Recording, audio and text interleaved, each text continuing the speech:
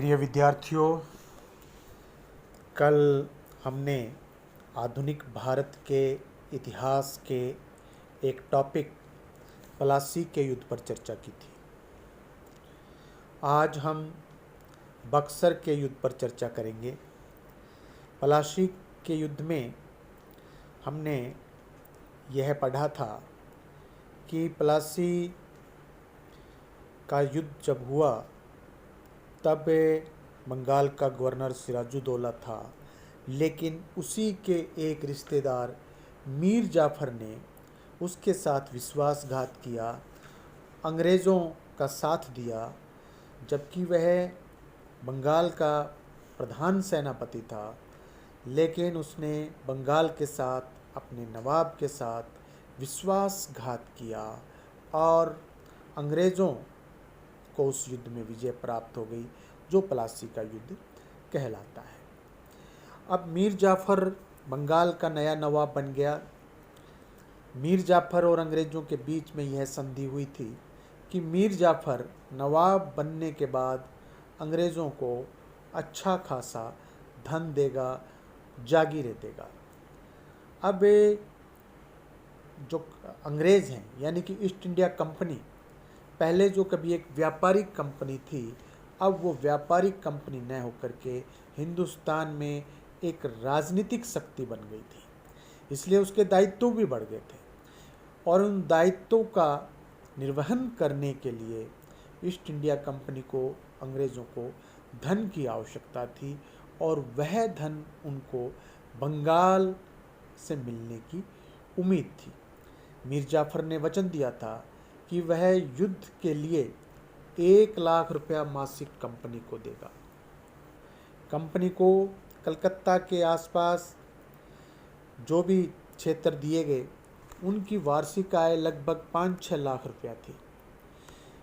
इसके अतिरिक्त नवाब ने 2 वर्ष के लिए बर्दवान और नादिया ज़िले के कुछ क्षेत्र भी कंपनी को दिए और ये लगातार सब कुछ दिया जा रहा था।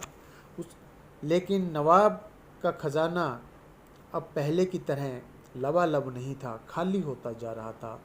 1760 तक बंगाल के नवाब मीर जाफ़र पर कंपनी का 25 लाख रुपया बकाया हो गया। अब दोनों के बीच में स्थितियां बिगड़ रही थीं और अब अंग्रेज़ों को एक नए मोहरे की आवश्यकता थी और वो मोहरा उनको मिल गया, मीर जाफ़र का दामाद मीर कासिम। मीर कासिम ने अंग्रेज़ों के साथ में संधि कर ली।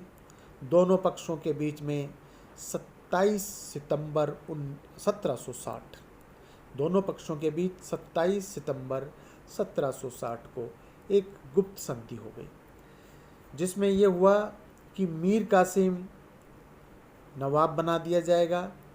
नवाब बनने पर वह कंपनी को बर्दवान, मिदनापुर और चटगांव के ज़िले देगा। नवाब बनने पर वह कंपनी को सिलहट के चूने के व्यापार में आधा हिस्सेदार उन कंपनी को बनाएगा। दोनों यानी यहाँ पर 50-50 के शेयर होल्डर व्यापार के अंदर रहेंगे। यह भी मीर कासिम ने वचन दिया कि जब वह नवाब बन जाएगा तो कंपनी को, यानी कि ईस्ट इंडिया कंपनी को दक्षिण भारत के अभियानों के लिए 5 लाख रुपया देगा। मीर कासिम ने यह भी स्वीकार किया कि कंपनी के मित्र उसके मित्र होंगे और कंपनी के शत्रुओं को वह अपना शत्रु मानेगा। और दोनों पक्षों के बीच में यह भी संधि हुई कि दोनों के नागरिक एक दूसरे के जो क्षेत्र हैं वहाँ पर बस सकेंगे, वहाँ पर बसने की अनुमति उनको दी गई। और अंग्रेज़ों ने यह आश्वासन दिया कि वह नवाब को सैनिक सहायता देंगे और नवाब ने यह कहा कि वह कंपनी के आंतरिक मामलों में हस्तक्षेप नहीं करेगा। इस प्रकार से इनके बीच में एक संधि स्थापित होगी। संधि को क्रियान्वित करने के लिए अंग्रेज सेनापति वेन सी टार्ट तथा केलाड 1760 के अक्टूबर के महीने में मुर्शिदाबाद पहुँचे। जब मीर जाफ़र ने देखा कि उसके महल को अंग्रेज़ों ने घेर लिया है तो उसने तुरंत अपना जो राज सिंहासन है वो त्याग दिया, अपनी गद्दी त्याग दी और अंग्रेज़ों ने उसके स्थान पर मीर कासिम को वहाँ का नवाब बना दिया।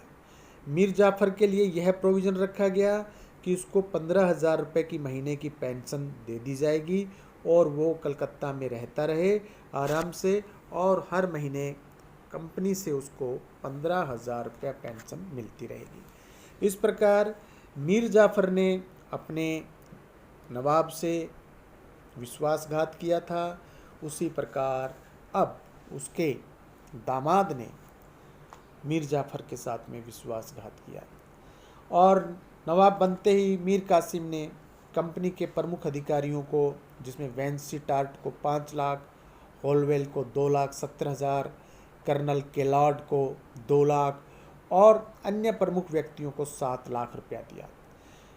और कंपनी के जो अधिकारी हैं वो कंपनी की वित्तीय कठिनाइयों को दूर करने के लिए उन्होंने 17 लाख रुपया प्राप्त कर लिया।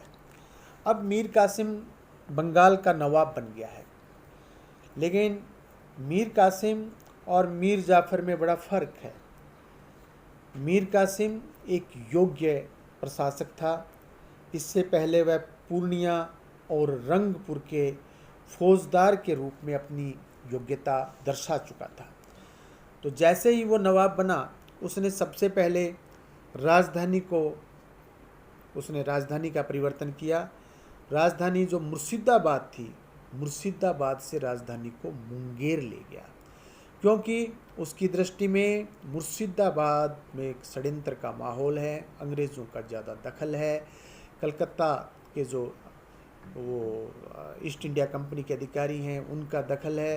तो इस दखलंदाजी को, अंग्रेज़ों के हस्तक्षेप को कम करने के लिए अपनी राजधानी को वो मुंगेर ले गया, मुंगेर में शिफ्ट हो गया।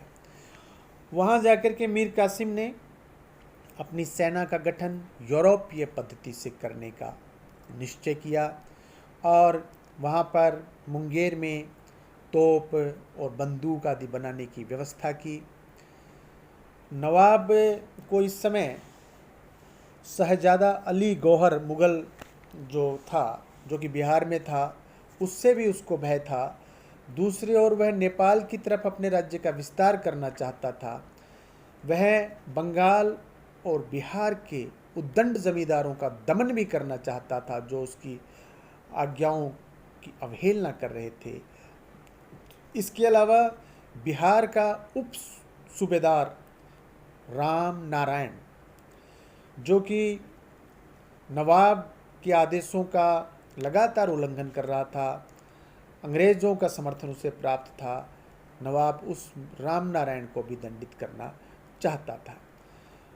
इस प्रकार नवाब ने अपने शासन और प्रशासन की तरफ पूरा ध्यान दिया और ध्यान दे करके उसने अपना प्रशासन और अपनी सेनाएं इन सब को पुनर्गठित करने का कार्य किया। और इस कार्य में उसने अंग्रेज जो सेनानायक वेंसीटार्ट की सहमति से, जो रामनारायण जिसका हमने अभी जिक्र किया, रामनारायण जो कि बिहार का उप सूबेदार था, उसको अंग्रेज निलंबित कर दिया। ये एक यूँ कहा जाए कि मीर कासिम की एक अच्छी विजय है डिप्लोमेटिकली, कि उसने अंग्रेज़ों को विश्वास में लिया, उनसे सहमति भी ले ली, रामनारायण को निलंबित कर दिया, सेवा से हटा दिया और उसके पश्चात उसको मार डाला। इसके अतिरिक्त मीर कासिम ने राज्य की आर्थिक स्थिति को सुधारने का भी प्रयत्न किया। जिन अधिकारियों ने गबन किया था पहले वाले नवाब के समय, उन पर बड़े बड़े जुर्माने किए गए। राज्य में कुछ नए कर लगाए गए, पुराने करों पर कुछ अतिरिक्त कर लगाए गए और अभी तक जिन अधिकारियों ने कोई गबन वगैरह कर रखा था उन सब से संपत्ति उसने हड़प ली। तो समकालीन साक्ष्य हमें बताते हैं कि इससे मीर कासिम के जो खजाना है, उसका प्रशासन है, वो काफ़ी कुछ पटरी पर आ गया। और मीर कासिम एक अच्छा प्रशासक था, इसलिए वह अच्छे लोगों की इज्जत भी करता था, उन्हें पुरस्कृत भी करता था, और जो कोई उद्दंड लोग थे उन्हें दंडित भी करता था। अब मीर कासिम बंगाल का नवाब, जो कि अंग्रेज़ों की सहायता से बंगाल का नवाब बना, वो अपना शासन अच्छे से चला रहा है। यह बात कंपनी को पसंद नहीं आ रही है। कंपनी समझती थी कि मीर कासिम भी कठपुतली बनकर के कार्य करेगा, लेकिन मीर कासिम ने कठपुतली बनना पसंद नहीं किया और अपनी योग्यता से वो प्रशासन को आगे बढ़ाने लगा। अब ये जब स्थिति हो गई इस तरफ से, वो योग्यता से अपना शासन चला रहा है, अंग्रेज़ अब चाह रहे हैं कि ये इतना योग्य व्यक्ति हमें तो चाहिए नहीं था। अंग्रेज़ बंगाल की गद्दी पर एक अयोग्य और कमज़ोर शासक चाहते थे, लेकिन मीर कासिम उनकी आशा के ठीक विपरीत निकला। अतः अंग्रेज़ मीर कासिम को गद्दी से हटाने के लिए पुनः षड्यंत्र रचने लगे। 25 मई 1763 को कंपनी की तरफ से एमायट तथा हे, दो अधिकारी हैं, एक का नाम एमायट और दूसरे का नाम है हे। ये दोनों अधिकारी मुंगेर पहुंचे और नवाब के सामने 11 सूत्रीय मांग प्रस्तुत की, जिन्हें नवाब मीर कासिम ने ठुकरा दिया। इसी बीच पटना के अंग्रेज एजेंट एलिस को कलकत्ता कौंसिल ने आक्रमण करने का आदेश दे दिया। एलिस ने आसानी से पटना पर अधिकार कर लिया। यह घटना 24 जून 1763 की है। मीर कासिम को जब इस घटना का पता चला तो उसने पटना पर आक्रमण कर उस पर अपना अधिकार कर लिया और अनेक अंग्रेज इस युद्ध में मारे गए। उसी समय पटना हत्याकांड होता है। क्या है पटना हत्याकांड? ये दूसरी तरफ मेजर एडम्स के नेतृत्व में एक सेना मुर्शिदाबाद की तरफ बढ़ी। उधर तो पटना में एलिस और इधर मुर्शिदाबाद की तरफ एक सेना जो आ रही है वो एडम्स के नेतृत्व में आ रही है। मीर कासिम भी मुंगेर से चल पड़ता है अपनी सेनाओं के साथ में। मार्ग में अनेक स्थानों पर अंग्रेज़ों ने उसकी सेनाओं को पराजित किया और सबसे महत्वपूर्ण युद्ध उदयनाला के पास में हुआ, जिसमें मीर कासिम बुरी तरह पराजित हुआ। वहाँ से वह मुंगेर होता हुआ पटना पहुँचा। पराजय की क्रोध में उसने पटना में गिरफ्तार करीब 148 कैदी, जिसमें एलिस भी था, की हत्या करवा दी।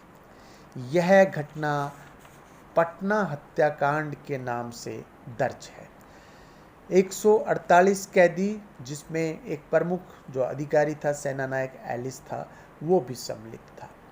इधर अंग्रेज़ों ने, अब जब ये सब घटनाक्रम चल रहे हैं, पटना पर ये हुआ, मुर्शिदाबाद और फिर ये पटना हत्याकांड, तो ईस्ट इंडिया कंपनी क्या करती है?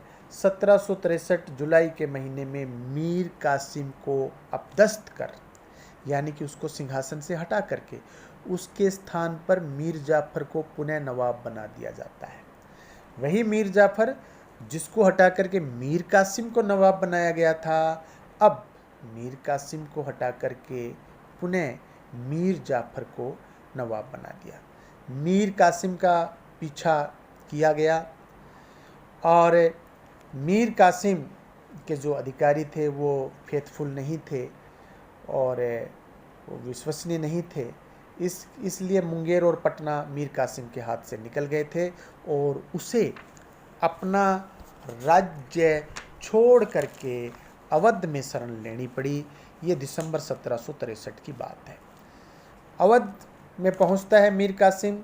वहाँ अवध के नवाब सुजाउद्दौला से मुलाकात होती है। मुग़ल सम्राट शाह आलम भी वहीं था, उनसे मुलाकात होती है और तीनों मिलकर के अंग्रेज़ों के खिलाफ ईस्ट इंडिया कंपनी के खिलाफ एक संयुक्त सेना एक ये बनाते हैं और ये सेना फिर बिहार की तरफ बढ़ती है। ये बिहार की तरफ 23 अक्टूबर 1764 को बक्सर के पास में युद्ध होता है दोनों पक्षों के बीच में। ईस्ट इंडिया कंपनी की तरफ से मेजर हेक्टर मुनरो के नेतृत्व में अंग्रेज वीरतापूर्वक लड़े।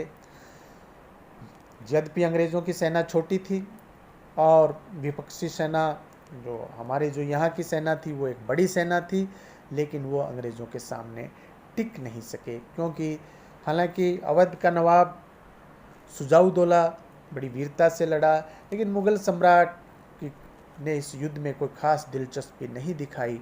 परिणाम स्वरूप विजय अंग्रेज़ों की हुई। बक्सर के युद्ध के समय की एक आपको मैं बात अंडरलाइन करने लायक बताता हूँ कि बक्सर, एक सवाल पूछा जा सकता है कि बक्सर का जब युद्ध हुआ उस समय बंगाल का नवाब कौन था। और जो गलती आपकी तरफ से हो सकती है वो यह हो सकती है कि आपका उत्तर मीर कासिम हो सकता है, लेकिन यह गलत उत्तर है। बक्सर का जब युद्ध लड़ा गया उस समय बंगाल का नवाब मीर कासिम नहीं था, बंगाल का नवाब मीर जाफर था। और इस प्रकार से 23 अक्टूबर 1764 को ये युद्ध हुआ और युद्ध पलासी तो एक बहुत छोटा सा लड़ाई था, ये एक बड़ा युद्ध था और इस युद्ध में अंग्रेज़ों को विजय मिली। इस युद्ध के परिणाम अत्यंत ही महत्वपूर्ण और स्थायी सिद्ध हुए। बक्सर के युद्ध ने पलासी के जो वहाँ से एक जो कार्य शुरू हुआ था ईस्ट इंडिया कंपनी की तरफ से, वो कार्य पूर्ण किया। पलासी के जो निर्णय थे, पलासी में जो अंग्रेज़ों की विजय थी, उस पर पक्की मोहर लगा दी। बंगाल में अंग्रेजी सत्ता की स्थापना का कार्य इस युद्ध ने पूरा कर दिया। बंगाल की गद्दी पर अब ऐसा नवाब आया जो अंग्रेज़ों की कठपुतली मात्र ही था। साथ ही अवध के नवाब और मुग़ल सम्राट की पराजय ने अंग्रेज़ों को उत्तरी भारत की सर्वश्रेष्ठ शक्ति के रूप में प्रतिष्ठित कर दिया।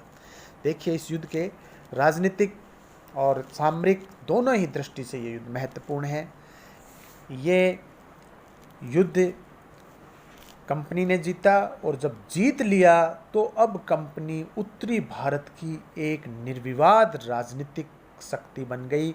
अब कंपनी का रास्ता खुल गया। भारत के जो अन्य स्थान थे, इलाहाबाद और कड़ा और उसके बाद में दिल्ली का रास्ता खुल गया। ये युद्ध कंपनी के लिए बहुत ही महत्वपूर्ण था। मीर कासिम को गद्दी पर से हटा करके, मैंने पहले कहा, मीर जाफ़र को नवाब बना दिया गया था। मीर जाफ़र की मृत्यु के बाद में नजमुद्दौला और उसकी मृत्यु के बाद में मुबारकदौला, जिसने कि 1770 से 1775 तक बंगाल के नवाब के रूप में कार्य किया। यह बंगाल का अंतिम नवाब था। मुबारकदौला बंगाल का अंतिम नवाब था। इसके बाद में अंग्रेज़ों ने बंगाल में द्वैध शासन स्थापित कर दिया, जो कि क्लाइव था। उसने द्वैध शासन स्थापित किया, लेकिन बंगाल में जो नवाबी थी, वो नवाब था, उनका शासन का 1775 में अंत हो गया। और इस प्रकार अंग्रेज़ों ने बंगाल में पहले पलासी का युद्ध जीता, बाद में बक्सर का युद्ध जीता। ये दोनों ही युद्ध महत्वपूर्ण थे।